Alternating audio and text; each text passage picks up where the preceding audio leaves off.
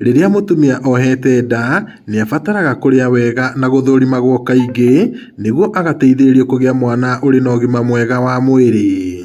Twĩna kĩndũ tũreta maternity fair, na maternity fair nĩ event tũrehete atumia aritũ hamwe nĩguo tũmere ũhoro wa ũritũ na ũhoro wa ciana newborns, na harĩ haha tũramera ũrĩa magĩrĩirwo kũrĩa, maũndũ marĩa magĩrĩirwo kũrora, ũhoro wa pregnancy, kũnyua supplements, mũtumia ahote kũmenya aritũha maũndũ marĩa mekoragwo within normal.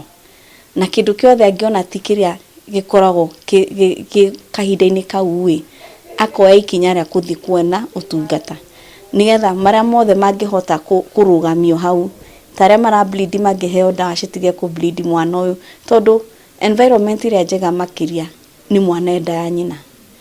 Dr. Priscilla Maina marĩ na mũrũnwe Dr. Rachel Kĩnyanjui marĩtie hĩndĩ ya mathomo kũrĩ gĩkundi kĩa atumia aritũ kũrĩa mathomithĩtio ũrĩa mabatiĩ gũikara na kũrĩa. Rĩu atumia aritũ nĩ tũkwenda mamenye maũndũ ma associated na pregnancy nĩguo mamenye harĩa hena thĩna, danger signs, moke thibitarĩ tene maroragwo o hĩndĩ na hĩndĩ nĩguo matigekore complicated, na nĩguo tũmateithie makorwo na safe pregnancy na delivery ikorwo safe, na mwana akorwo healthy nĩguo tũkorwo twĩna mwana mũgima, nyina mũgima, na ona tũhote gũthiĩ na mbere kũrera mwana ũyũ wega. Moritũ marĩa marakora atumia kahinda-inĩ gaka nĩ mĩrĩre itũ ndĩkinyanĩire, koguo kwĩna arĩa maraga gũkorwo makinyanĩirie ũritũ ũrĩa wagĩrĩire, na kwĩ arĩa marakorwo rĩu ũmĩrĩre wega tũma makorwo na cukari na pressure. Maũndũ mangĩ nĩ andũ kwaga gũka gwetha ũtungata tene, magoka macereirwo.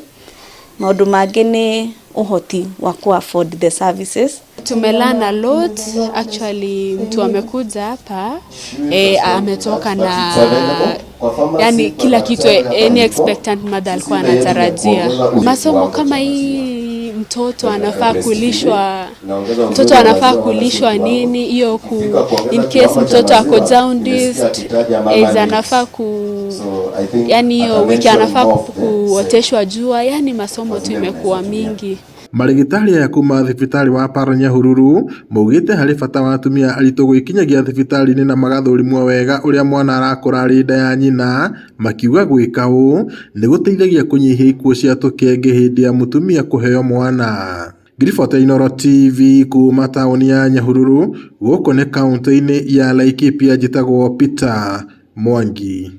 Tunaweza zalisha wewe mbele ya